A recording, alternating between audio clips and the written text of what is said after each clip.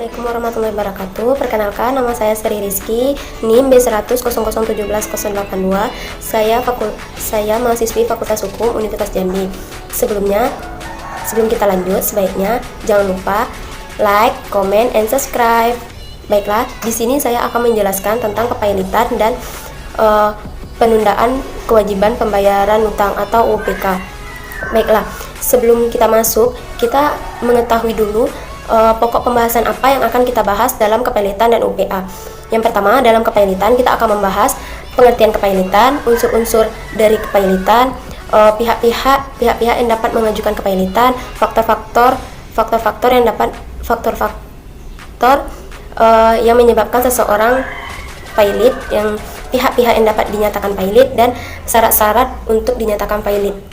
Oke, kita lanjut saja tentang kepailitan. Yang pertama, pengertian kepailitan.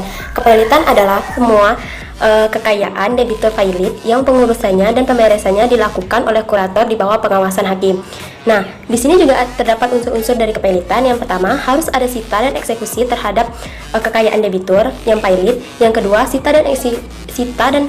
itu semata-mata hanya terdapat harta kekayaan. Yang ketiga, sita dan eksekusi tersebut untuk kepentingan kreditor. Nah, di sini juga ada pihak-pihak yang dapat mengajukan permohonan kepailit. Yang pertama, debitur itu sendiri, seorang kreditor atau lebih, jaksa atau penuntut umum, Bank Indonesia, bank pengawas, dan Menteri Keuangan. Nah, di sini kita juga akan menjelaskan faktor-faktor yang menyebabkan seseorang yang menjadi atau terjadi pailit.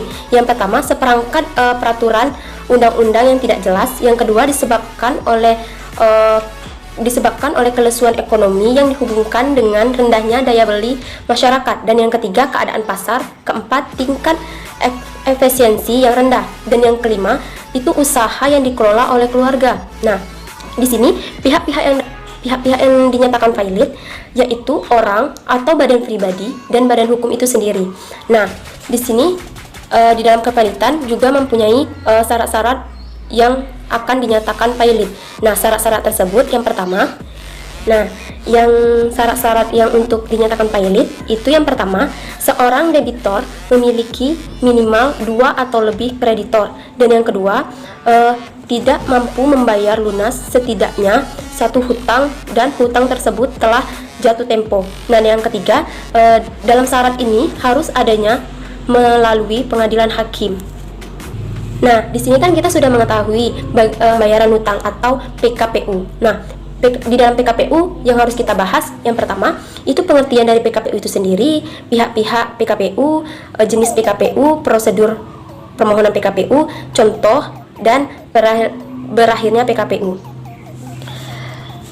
Baik, PKPU kita akan menjelaskan pengertian PKPU terlebih dahulu. Apa sih PKPU itu?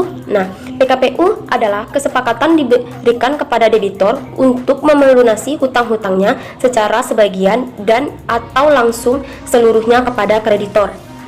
Dan siapa saja sih pihak-pihak dalam PKPU? Oke, pihak-pihak dalam PKPU yang pertama, debitor, kreditor, Bank Indonesia, Badan Pengawas Pasar Modal, hakim pengawas, pengurus, panitia kreditor, dan ahli. Nah, di dalam PKPU ini juga mempunyai jenis-jenis PKPU. Nah, jenis-jenis PKPU ini mempunyai 2 jenis. Yang pertama, PKPU sementara dan PKPU tetap. Apa sih PKPU sementara dan PKPU tetap? Oke, PKPU sementara merupakan PKPU yang menetapkan dilakukan sebelum sidang dan dimulai dan harus dilakukan oleh pengadilan setelah pendaftaran dilakukan.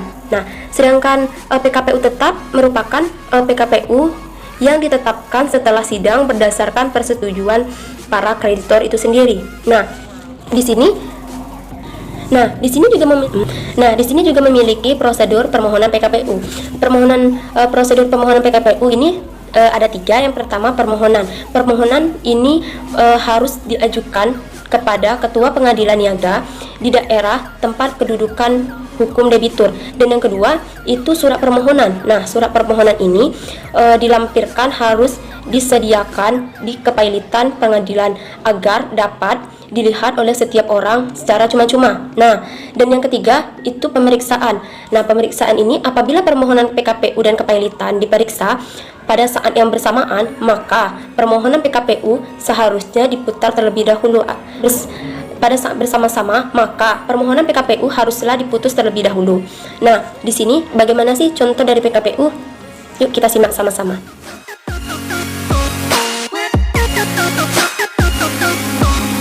Nah, tadi kan kita sudah melihat contoh dari PKPU, dan yang terakhir kita akan menjelaskan berakhirnya PKPU. Nah, di sini berakhirnya PKPU itu ada 3. Yang pertama atas permintaan hakim pengawas, dan yang kedua atas permintaan permintaan atau lebih kreditor, dan yang ketiga atas perkara pengadilan niaga. Nah, baiklah, itu saja yang bisa saya sampaikan dari kepailitan dan penundaan pembayar. Nah, baiklah, itulah yang bisa saya sampaikan mengenai kepailitan dan penundaan kewajiban pembayaran utang atau PKPU. Lebih kurangnya saya mohon maaf, saya di sini masih belajar. Saya akhiri dengan wabillahi taufiq wal hidayah. Wassalamualaikum warahmatullahi wabarakatuh.